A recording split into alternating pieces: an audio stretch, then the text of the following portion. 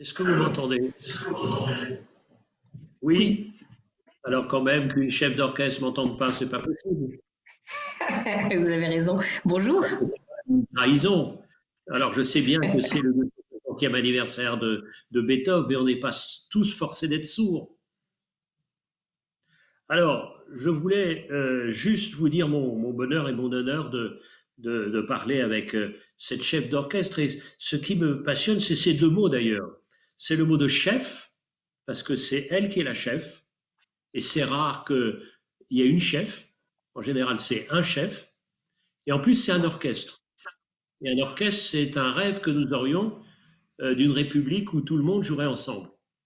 Et puis en plus, il y a un lieu particulier, qui est le lieu qui n'est pas, disons, le plus riche de France. Et elle a réussi à mener ça. Et depuis longtemps, moi, je pense que la pandémie n'a pas inventé le confinement. Il y a un confinement qui n'est pas horizontal, mais un confinement vertical. Et puis, c'est-à-dire que des gens pensent que la culture, de manière générale, et notamment la musique, et encore plus la musique classique, c'est pas pour eux, c'est pas pour moi. Et vous avez montré que c'était pour tout le monde. Et donc, je voudrais que vous nous parliez un peu de votre expérience qui me fascine. Et je trouve que je travaille de plus en plus dans le domaine de la musique. J'ai été membre du conseil d'administration de l'orchestre à l'école et au fond, et c'est exactement ce qu'on a dit. C'est-à-dire que l'école doit être un orchestre, un peu comme la République. Et ce que vous avez fait, ça serait passionnant. Moi, je vais complètement me retirer, que vous racontiez un peu votre expérience, les réussites et puis les freins. Et je vous salue avec une immense admiration. Et je salue en plus, quand j'imagine votre vie, puisque mon frère, qui est psychiatre maintenant, mais était en même temps guitariste classique. Alors, c'est vous dire que j'étais élevé dans Andrés Segovia. Vous voyez ce que ça veut dire. D'accord. Et voilà. Et puis que vous ayez appris l'alto, et puis après vous ouvriez. Bref, faites-moi taire parce que je suis extraordinairement bavard. Et c'est pour ça que c'est à vous voilà, à vous la musique. Merci beaucoup. Merci beaucoup pour ces mots d'introduction et de m'avoir si bien justement présenté. Merci beaucoup pour cette invitation. Je suis ravie de participer à ce moment et de partager justement ce moment avec vous. Et donc, en effet, je suis chef d'orchestre. Je m'appelle Zaya Ziwani. Et donc, j'ai le plaisir, en effet, de diriger un orchestre qui s'appelle l'Orchestre Symphonique Divertimento, que j'ai créé il y a 20 ans et qui en effet a élu résidence en Seine-Saint-Denis. Alors c'est un vrai choix. Et quand j'avais à peu près une vingtaine d'années et que j'étais à la fois à cheval entre la fin de mes études et le début de ma carrière professionnelle, je me suis interrogée sur quel artiste je voulais être au XXIe siècle. Et c'est vrai que mon parcours personnel m'a beaucoup aidé aussi à y réfléchir. Alors j'ai eu la chance de grandir voilà en Seine-Saint-Denis, dans un milieu populaire, dans une famille justement très aimante avec des parents qui, même si on était d'une condition sociale assez modeste, étaient très curieux et surtout très investis dans l'éducation. Et donc voilà, et c'est vrai que bah, tout ça, ça m'a pas mal amené à réfléchir. Et quand c'est vrai que j'étais plus petite et que mes parents m'emmenaient au concert, on allait toujours voir les concerts dans les grandes salles à Paris. Et donc j'aimais bien ça, mais je trouvais toujours un peu injuste le fait que le territoire où je vivais, où je grandissais, on puisse pas avoir aussi des moments de cette qualité-là. Alors bon, j'ai fait mon parcours de musicienne, j'ai commencé par la guitare, ensuite l'alto parce que je voulais absolument jouer dans un orchestre et surtout investir cet univers symphonique, jusqu'au moment où j'ai découvert ce métier de chef d'orchestre et en même temps un métier qui me paraissait assez inaccessible parce que beaucoup de gens déjà me disaient que c'était pas du tout un métier qui était fait pour les femmes. Et puis en plus, bah, quand je regardais les chefs d'orchestre, je voyais plutôt des hommes, plutôt dans une deuxième partie de carrière. Excusez-moi, mais Oui, un métier qui n'est pas fait pour les femmes. C'est hallucinant. bah, On n'est pas sourd oui. quand on entend cette phrase. Une des plus imbéciles des phrases. Bah, je suis assez d'accord. Alors, bon, c'est vrai que moi, j'ai grandi dans une famille où ma mère, ma grand-mère m'ont toujours encouragée à accomplir mes rêves et voilà, à me dépasser. Donc, c'est vrai que j'ai mis ça de côté et puis je me suis lancée dans cette voie-là. Et c'est vrai que voyant que ce serait compliqué pour moi de pouvoir diriger des orchestres un peu plus institutionnels, je me suis dit, bah tiens, pourquoi pas créer le mien. Alors j'avais évidemment envie de me donner une opportunité, évidemment, pour diriger un orchestre, mais surtout, je voyais dans le milieu musical qu'il y avait besoin de faire évoluer un certain nombre de mentalités, ça manquait d'innovation.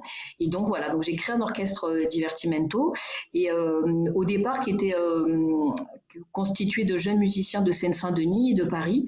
Et c'est vrai que je me rendais compte que c'était des jeunes qui vivaient la même passion de la musique, mais qui avaient des vies radicalement différentes, dans des territoires radicalement différents. Ceux de Paris qui évoluaient pas forcément beaucoup en dehors de Paris, et ceux de Seine-Saint-Denis qui n'évoluaient pas forcément en dehors de leur département. Et puis cet orchestre a grandi, c'est devenu un orchestre professionnel de renom, et où justement aujourd'hui, un des axes et une des identités fortes de cet ensemble, c'est justement de pouvoir déjà proposer des projets artistiques parfois assez classiques, et puis d'autres un peu plus innovants, et j'y reviendrai un petit peu après, et puis surtout de se produire à la fois dans les salles très identifiées comme la Philharmonie de Paris ou d'autres salles très emblématiques, mais surtout aussi d'investir des territoires où habituellement la musique classique est peu présente.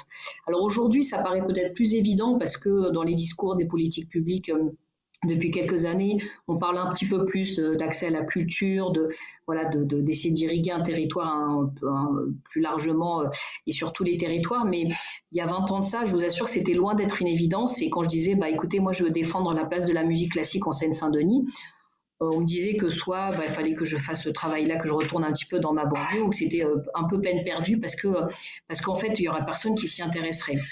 Et moi-même, ayant grandi dans ce département, j'en connais à la fois les fragilités, mais aussi la vitalité, la vivacité aussi de ce département, toutes ses richesses. Et je sais que s'il y a bien une chose qu'on ne peut pas enlever à ce département et à tous les jeunes qui y sont, c'est cette envie aussi de réussir comme tous les autres et la curiosité. Et donc, je me suis dit, non, on n'a pas le droit de décider à la place des jeunes, on n'a pas le droit de décider à la place des publics. Et oui, on va développer une programmation riche et exigeante et d'excellence sur ce territoire-là autour de la musique symphonique, et c'est comme ça que ça a été un vrai choix d'amener l'orchestre Divertimento en résidence dans ce département.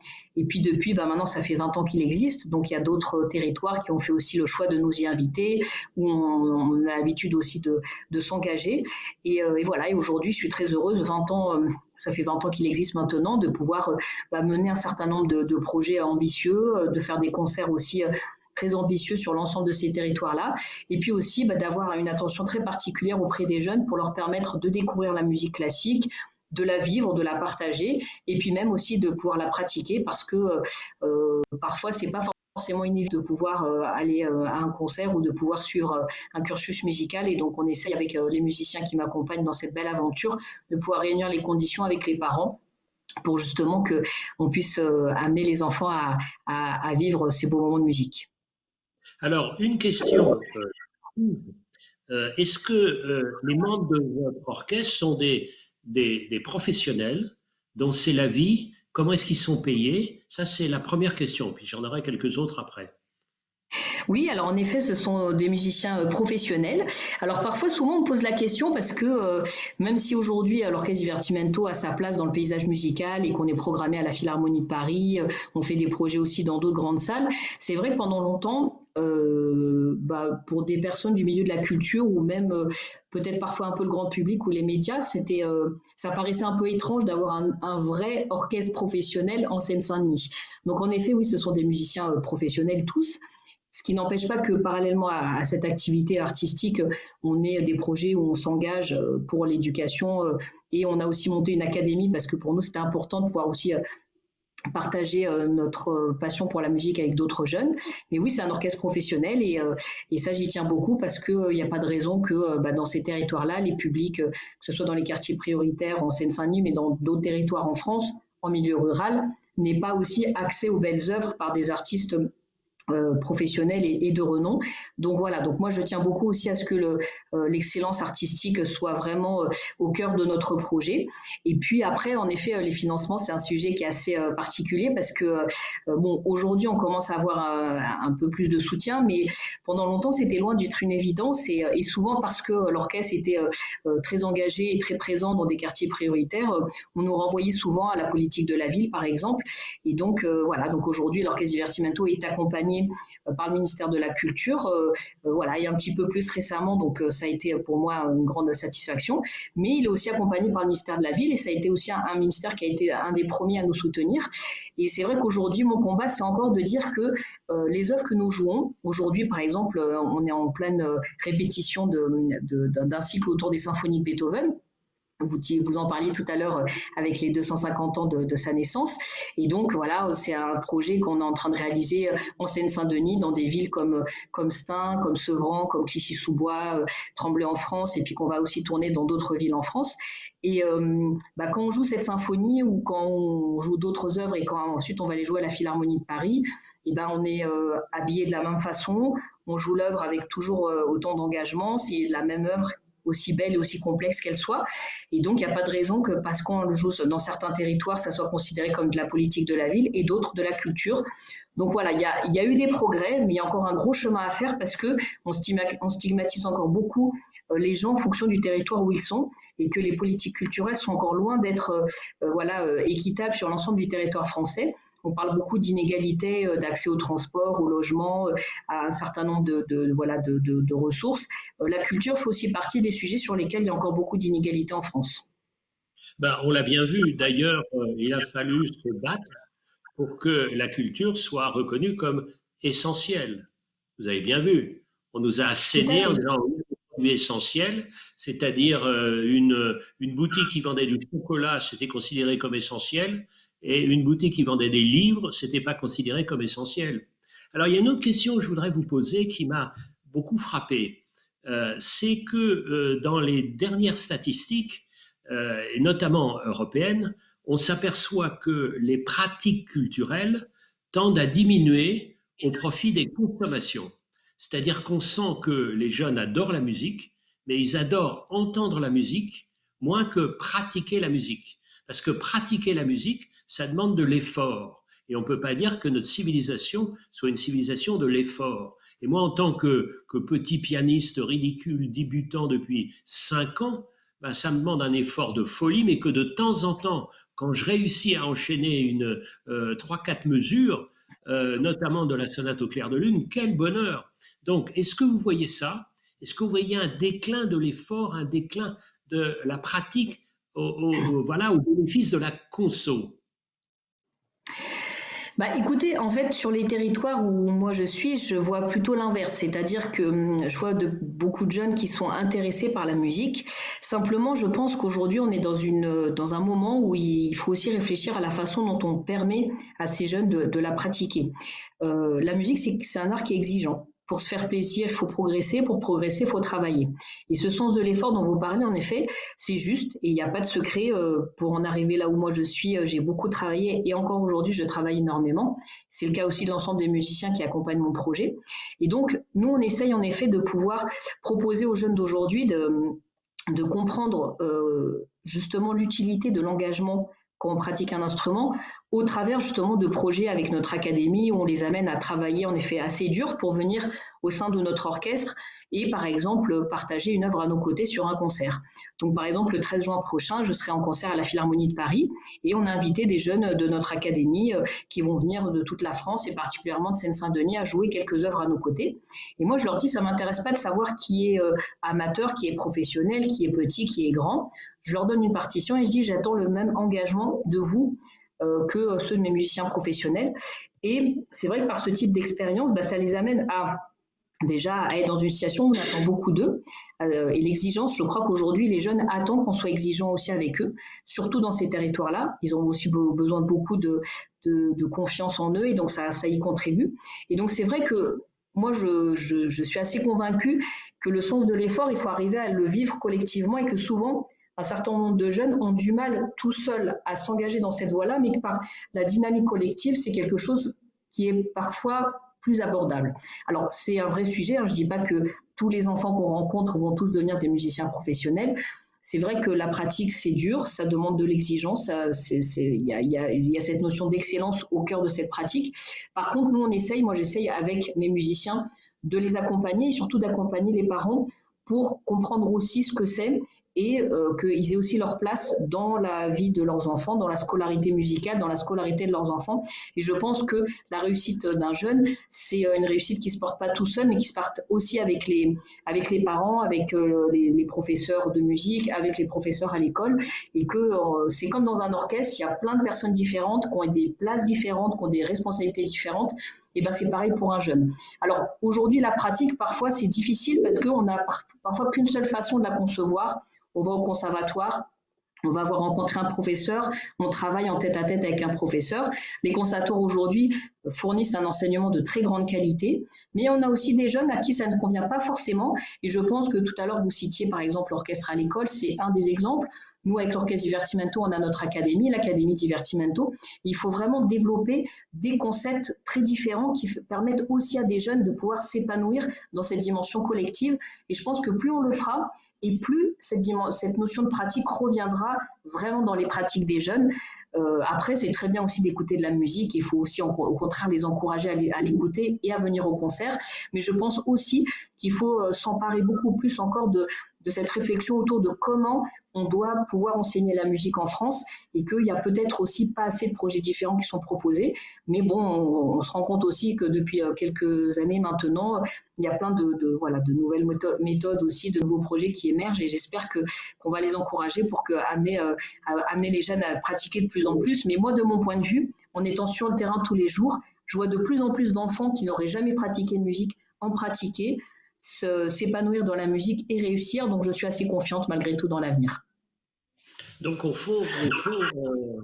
le département de Seine-Saint-Denis est une sorte de modèle pour notre République. Alors, je voudrais savoir si, avec cette crise qui dure maintenant depuis 1 an et qui va durer sans doute au moins encore 6 mois, comment est-ce que vous voyez l'évolution?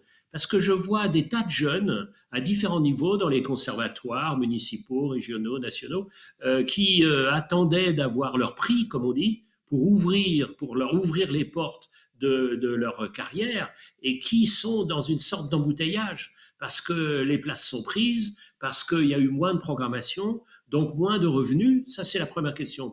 La deuxième question, et ça, c'est plus positif, je suis passionné par la nouvelle dimension des villes et je vois dans les villes de plus en plus de lieux de répétition parce qu'on vit dans 3-4 dans un petit appartement. Comment peut-on répéter? Et si on ne répète pas, on ne progresse pas. Et si on ne progresse pas, on ne peut pas intégrer. Oui, alors en effet, c'est vrai que ces derniers mois ont été ont été difficiles pour tout le monde, bien évidemment, et puis beaucoup pour les artistes, pour les jeunes aussi qui s'engagent dans cette voie d'artiste. Et c'est pas forcément simple. Notre président disait c'est dur d'avoir 20 ans en 2020. Je pense que c'est dur aujourd'hui pour un jeune artiste aussi de se projeter parce que il y a beaucoup moins de concerts, que déjà c'est une vie qui est pas simple, qui est très exigeante, sur laquelle il y a pas forcément beaucoup de place et donc encore moins aujourd'hui. Donc c'est vrai qu'il ne faudrait pas que nos décideurs s'habituent trop longtemps à ce qu'il n'y ait pas de concert, pas d'orchestre. Et c'est un petit peu ma crainte, c'est que petit à petit, on n'ait plus cette attention aussi importante qu'il le faut sur la culture. Et je pense que plus que jamais, on doit être concentré pour nos jeunes, pour bien les éduquer. Et bien les éduquer, c'est leur fournir évidemment une instruction de qualité à l'école, mais c'est aussi leur apporter également des opportunités de pouvoir être curieux, découvrir le monde. Et c'est aussi par la culture que tout ça c'est possible. Et je sais que aujourd'hui, avec mon orchestre, on a essayé de trouver d'autres façons de pouvoir avoir accès à ces jeunes, à leurs familles, à nos publics. C'est pas simple, hein. Moi, toute ma carrière professionnelle, enfin le début de ma carrière a été de pouvoir fédérer des gens, des musiciens dans un orchestre, de fédérer des publics sous toute leur diversité sociale, culturelle, intergénérationnelle. Et là, d'un seul coup, on nous dit chacun chez soi. Donc, la culture plus que jamais, et puis on le voit avec aussi la crise sociale qu'on traverse, qu'elle est nécessaire parce que nos jeunes, ils ont besoin qu'on les instruise, qu'on les cultive.